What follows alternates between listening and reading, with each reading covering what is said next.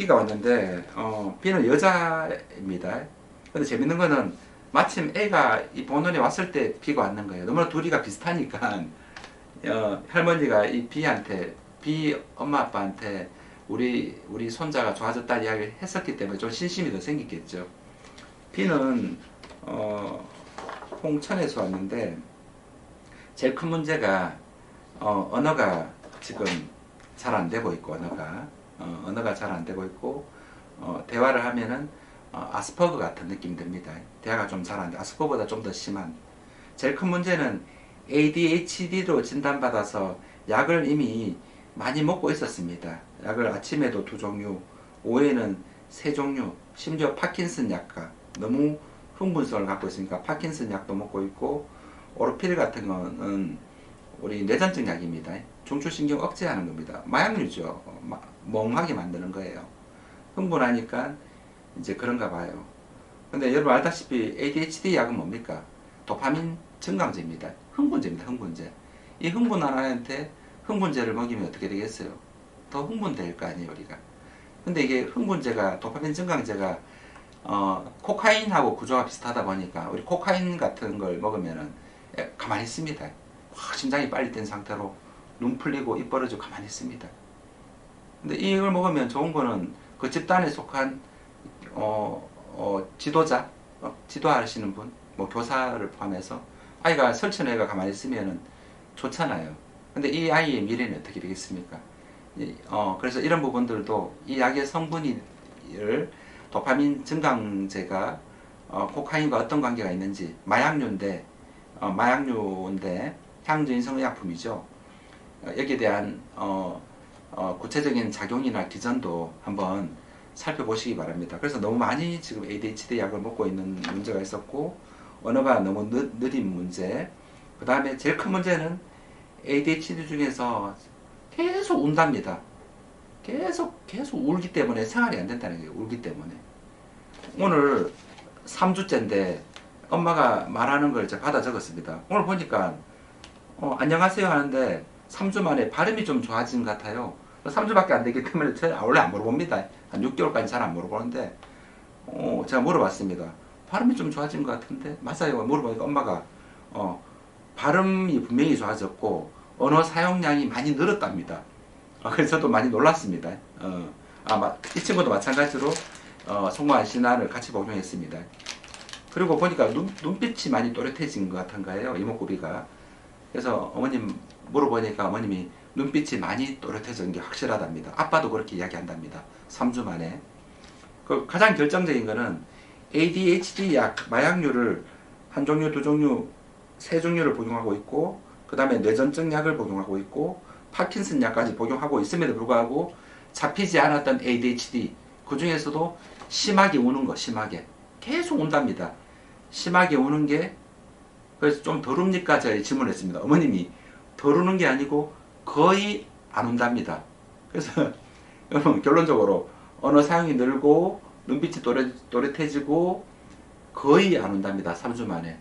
그러면은 A를 복용하고 있었고, 그러니까 우리 그 정신과에서 복용 ADHD 약을 3종류, 파킨슨 약 1종류, 뇌전증 약 1종류, 5개 약을 오전 오후로 복용하고 있는데 이걸 복용했을 때 낫지 않았는데 우리가 천연약이죠. 천연약을 같이 복용하고 있습니다. B를 같이 복용했는데 갑자기 3주 만에 좋아졌다면 A의 영향입니까? B의 영향입니까? 제가 물어봤습니다. 어머님이 하는 말이 B의 영향입니다. 본원에서 한 약을 오전 약은 중류약으로, 오후 약은 검은 약으로 복용을 했는데 복용하고 나서 분명히 제일 고통스러웠던 게, 제일 부모님을 힘들게 했던 게 계속 운다는 거예요. 계속 우는데 어떤 약을 먹어도 안 들었는데 본원에서 약을 복용하고 거의 안 운답니다. 그래서 저도 신기해서 이렇게 적었습니다. 이렇게 3개를 적었습니다. 이렇게 적었고 그래서 어머님이 이제 오랫동안 복용했던 이 약을, 정신과 약을 끊기를 원하고, 그래서 이제 작용이 본원에서 천연약에 대한 작용이 하지만 마약류를 다른 친구보다 많이 먹었기 때문에 갑자기 줄이면 금단 증상이 올 수도 있기 때문에 점진적으로 줄여보자라고 코치하고 있습니다. 지금. 그리고 중간에 이제 감기 중에서 가래기침이 있었는데 본원에서 보통 약을 달여주는데 가류약만 먹어도 낫는 경우가 있습니다. 그래서 이틀치 가류약을 줬는데 물어보니까 가류약을 먹고 기침이 나았다는 거예요. 그러니까 제네거담제나 항생제를 안 먹고 나았다는 겁니다. 그래서 제가 어머님한테 말하기를 우리 우는 거는 말로 울고 결론적인 건데, 근데 우는 게 나으려면 심장이 편안해야 된다. 불안해야 운다는 거예요. 그러니까 심장을 안정시켜주는 마약류 말고 천연물질이 있다라고 제가 강조하게 되고, 천연물질 중에서 아침 저심약은 우리 언어발달약을 처방했고, 저녁약은 심장 안정시켜주는 약을 처방했습니다. 본원에서는 25년 동안 경험했기 때문에 다양한 경험을 갖고 있습니다. 근데 최근에는 본원에 진료를 많이 안 하다 보니까 또 많은 한의사 선생님들이 예전에는 하는 분이 저밖에 없었는데 지금 택장이나 뇌전증이나 발달장애 뛰어든 분이 많이 있다고 저는 알고 있습니다. 그런데 이제 아무래도 저도 예전에 좀 많이 어려웠지만은 임상 경험이 적을 때는, 근데 이제 25년간 하다 보니까 임상 경험이 조금씩 더 누적되고 이제 심장을 발달하는 약, 숙면 도와주는 약, 이 알약도 수만 번 우리가 업그레이드를 한 겁니다. 처방을 계속 개선해서 최종 이제 결론을 내린 경우입니다. 그래서 원래는 이제 12세나 9세가 언어만 안 되는 게 아니고 흥분성, ADHD를 동반하고 있는 그런 아이들은 굉장히 어렵습니다. 어려운데 이 두 가지가 별개 질환을 보지 않고 ADHD나 아스퍼거나 언어 발달을 별개 질환을 보지 않고 심장이나 폐 기능을 강화한다. 폐 기능 강화는 감기약, 그 아이의 감기약을 강화하는 감기약, 그 아이의 감기약을 찾아준다. 생약으로. 그 아이의 비염축농증 약을 찾아준다. 그 아이의 기침약, 모세기한점 천식약을 생약으로 찾아준다. 찾아주면은 더 이상 이제 면역 억제제, 면역 먹으면 이렇게 증상은 덜해지지만은 먹으면 면역이 억제되는 것, 피곤해지거나 입 마르거나 이런 항생제나 항히스타민제나 제네거담제나 진통제 같은 면역 억제제를 좀 줄이라는 거예요. 줄이고 천연물질로 나으면은 앞으로 그 아이의 비염축농증이나 심한 기침에 그 아이만의 맞춤 약을 찾게 되고, 그러면 점진적으로 감기를 덜 걸리게 되고 나중에 아예 뭐 감기 잘 안 걸리게 됩니다. 그 정도가 된다면은 폐기능, 어떤 면역기능, 그 다음에 간 기능이 많이 개선돼야지만은 예전보다 혈색이 좋아지고 감기 덜 걸립니다. 특히 뭐 간 기능에 대한 이야기를 많이 하는데, 간 기능이란 거는 뭔가 소화 흡수를 도와줍니다. 담즙 분비를 해서. 우리 음식을 먹고 소화가 잘 안 되면은 간에서 해독해야 됩니다. 천연물을 복용하고 본원에서 약을 복용하고 예전보다 소화가 잘 되고 밥을 잘 먹게 된다면은 그 아이만의 간 기능을 개선하는 약이 되고, 예전에 그 아이가 혈색이 안 좋고 황달이 되고 얼굴이 노랗습니다. 눈빛도 없고 노래요. 간 기능이 저하된 거예요. 황달이 되고, 그 다음에 감기 달고 맨날 피곤하니까 감기 달고 다닙니다. 많은 발달장애 아이들이 간 기능이 저하되어 있습니다. 한약 먹으면 무조건 간 나빠지고 양약 먹으면 무조건 간 좋아지고 그렇습니까? 양약이든 한방약이든 먹고 나서 소화가 잘 안 되고 피곤해지면은 간 기능을 손상시키고, 반대로 복용하고 나서 예전보다 소화도 잘 되고 예전보다 혈색도 좋아지고 감기도 덜 걸리고 뭐 예전보다 말도 잘하고 예전보다 틱도 덜해지고, 그러면은 그 아이의 간 기능이 체력이 많이 개선되는 겁니다. 그래서 결론적으로 이 A군과 12세 A군과 B양이 언어만 안 된 게 아니고 많이 약했습니다. 특히 A군 같은 경우는 오늘 와서 하는 말이 키가 정말 많이 컸답니다. 키가 많이 컸고 특히 다리와 허벅지가 굉장히 약한 애들이 많아요. 굉장히 단단해졌다는 겁니다. 제가 25년째 하다 보니까 경험치가 있다 보니까 지금 아예 이야기해 줍니다. 우리가 언어 발달을 한다는 거는 애들 보면 보행도 약하고 약한 애들 걸을 때 막 쓰러지고 이런 애도 많아요. 그러니까 다리에 근육도 많이 생기고 한다라는 게 어떻게 이해를 하면 되냐면은 식물한테 천연거름도 있고 화학거름도 있을 거 아니에요. 화학비료도 뭐 비타민제, 철분제, 뭐 엽산 뭐 이런 거라고 예를 듭니다. 저는 천연거름도 있잖아요. 당귀, 뭐 작약, 뭐 인삼, 홍삼, 뭐 녹용, 천연거름도 있어. 그러니까 화학거름이든 천연거름이든 이 뿌리에서 흡수 못하면 독이 됩니다. 모든 식물한테 좋은 화학비료, 천연거름은 없습니다.